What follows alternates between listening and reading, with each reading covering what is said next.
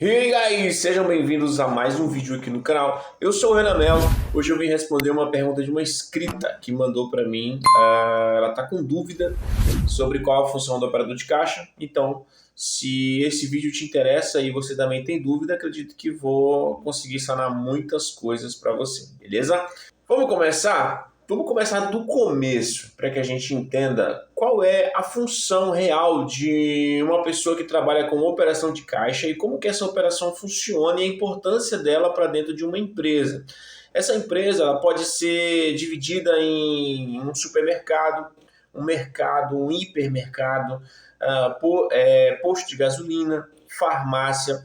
Inclusive, hoje, algumas farmácias, além de estarem exigindo o curso de atendente de farmácia, também estão exigindo que o candidato tenha esse curso de operador de caixa. O operador de caixa ele é uma pessoa muito importante dentro de uma organização, porque, primeiro, vamos falar sobre o mercado.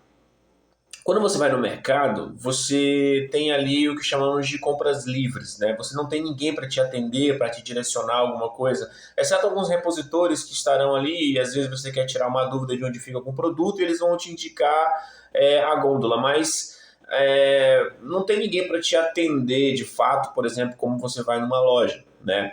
Então, o contato que você tem com o mercado, o contato que você tem ali, vamos dizer, com alguém diretamente, é na hora que você vai estar indo para fazer o pagamento das suas contas, certo? Você está indo fazer o pagamento das suas compras. Então, pessoal, o operador de caixa, ele ou ela, né, é aquela pessoa que vai te direcionar, sabe, em relação ao atendimento, é aquela pessoa que vai ter aquele contato direto com o cliente, então isso é muito importante. Um bom atendimento com o cliente, uma boa desenvoltura profissional, uma boa forma de conversar, de interagir com esse cliente, tirar dúvidas desse cliente, o bom dia, boa tarde, boa noite, que são coisas básicas que já conversamos aqui no nosso canal também, certo? A questão da vestimenta, do exagero de alguns acessórios pessoais como brinco, piercings, né? Tem algumas lojas, alguns mercados que nem autorizam o uso de piercing, mas outras autorizam. E para essas que autorizam, é necessário que você tenha um bom senso do uso da maquiagem, do uso da sua vestimenta, certo? O seu uniforme ele tem que estar sempre muito bem passadinho, sempre muito bem limpinho, porque você, querendo ou não, você caracteriza ali uma boa ou uma má impressão de todo o estabelecimento. Então o cliente ele não quer saber do estabelecimento em geral, ele vai olhar para você e vai julgar você barra estabelecimento, sabe? Tipo assim, vai ver em você o estabelecimento que ele está comprando. Então, não só esse cliente, mas também a sua liderança, né? Os seus colegas de trabalho, pessoas que se inspiram em você. Inclusive, é algo que eu falo muito aqui no canal. Às vezes, a gente está fazendo coisas que a maioria das vezes a gente quer desistir, mas tem pessoas que se inspiram em você. Então, por exemplo, se você, sei lá, de 10 pessoas, uma se inspira em você, que essa pessoa se inspire em coisas boas, em coisas interessantes, que te acompanhe pela pessoa maravilhosa que você é, entende? Então, é necessário que você, como operador ou como operadora, você mantenha sempre esse visual, sempre esse perfil profissional, tá? Uma das coisas que você precisa saber, uma das perguntas que a minha aluna fez, preciso saber matemática? É interessante que você saiba trabalhar com calculadora. Por quê? A operação de caixa ela é toda informatizada, ou seja, ela já é toda montada através de um programa, de um software, né? E esse software já vai te dizer o troco, já vai te dizer o valor da compra, já vai te perguntar a forma de pagamento, já vai emitir cupom fiscal, enfim, já vai fazer todo um procedimento robotizado para que você não tenha trabalho. Mas caso haja uma emergência, uma falta de energia ou um pane no computador, para agilizar, você precisa pelo menos saber manusear uma calculadora. E obviamente você precisa ter o curso, tá? Então o curso ele é obrigatório. Ah, professor, mas eu trabalho aqui na minha cidade, eu não tenho um curso. Pode acontecer. Cara, pode. Depende muito de quem está te contratando. Mas a grande maioria hoje dos mercados, das farmácias, das lojas, enfim, eles estão exigindo que você tenha o curso, tá? E também não é qualquer instituição. Tem que ser uma instituição reconhecida aí na sua cidade, tá? Então eles vão te exigir o curso. O que eu aprendo no curso, professor? No curso, quando você for fazer, você vai aprender como manusear um caixa, abertura e fechamento de caixa, né? PDV, que é o ponto de venda, você vai descobrir como é que faz o manuseio de um PDV, de um ponto de venda, tá? Você vai aprender débito, crédito. Tem um vídeo aqui no nosso canal também ensinando a mexer na máquina de cartão. Você precisa saber manusear a máquina de cartão também, tá? Saber fazer o fluxo de caixa, certo?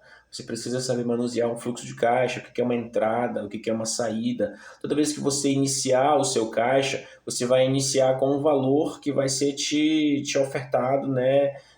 Todo o início pelo teu fiscal. Esse valor a gente chama de abertura de caixa. Então você vai sempre abrir o seu dia com um valor, tá? Que no final do dia, na hora do seu fechamento de caixa, né, você vai ter que prestar conta com o seu fiscal. Então nós chamamos aí de input, que é a entrada, né, de caixa, o processo, que é o processo do teu dia, as vendas que você vai fazer, sejam elas no débito, sejam elas no crédito, sejam elas em dinheiro. Você vai somar todos esses valores, tá? E no final do dia você vai trabalhar com o output, que é a saída, ou seja, o fechamento ali para você poder dar o feedback para o seu fiscal. Ou seja, se você entrou com R$ 100, notas de 2, de 4, de 4 não tem, mas notas de 2, de 5, de 10, enfim, para você poder dar um troco, no final do dia você vai ter que dar o valor das suas vendas ali que foram geradas naquele caixa, mais o valor que foi te ofertado no início para a abertura de caixa, tá? Então, na hora do fechamento de caixa, você precisa mostrar para o seu fiscal tudo aquilo que foi vendido, beleza? Respondendo mais uma pergunta dela, ela perguntou também o que é sangria. Pessoal, sangria acontece de duas formas, a sangria. Acredito que possa acontecer de outras, mas as duas principais são essas. A primeira, sangria. Quando o seu caixa está com muito dinheiro, um valor muito alto de dinheiro, acontece a sangria do caixa. Ou seja, o seu fiscal ele vai até você e ele pega um pouco daquele dinheiro e armazena em envelopes e leva para o local de armazenagem, seja na administração, seja em algum lugar, para que funcionários do carro forte, né, vigilantes do carro forte, venham e peguem esse valor e levem até o banco, tá?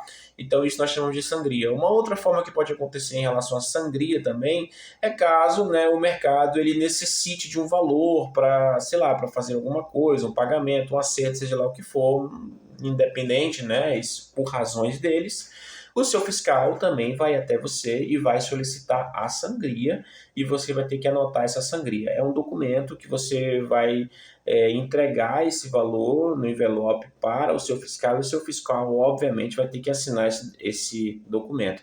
Geralmente, como eu falei para vocês, hoje é tudo informatizado. Ele só coloca o cartão, né, digita a senha dele e já vai aparecer no software o valor da sangria que esse fiscal vai estar retirando. Então, lá já vai aparecer o nome completo dele e a matrícula dele que foi dada no ato da contratação, tá? Então, ele é responsável por esse valor, tá ok?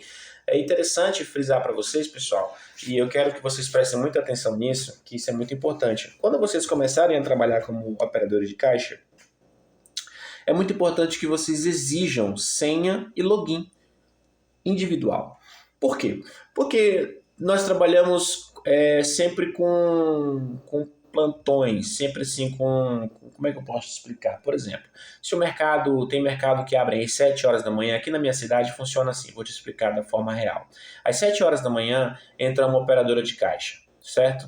Então, ela das 7 horas da manhã, ela vai trabalhar até 1 hora, 2 horas da tarde, geralmente ela fica ali até 2 horas da tarde, não me engano, 7, 8, 9, 10, 11, meio-dia, 1. Isso, até 1 hora da tarde, 1, 2 horas. Entra uma outra operadora de caixa que fica ali até as 21.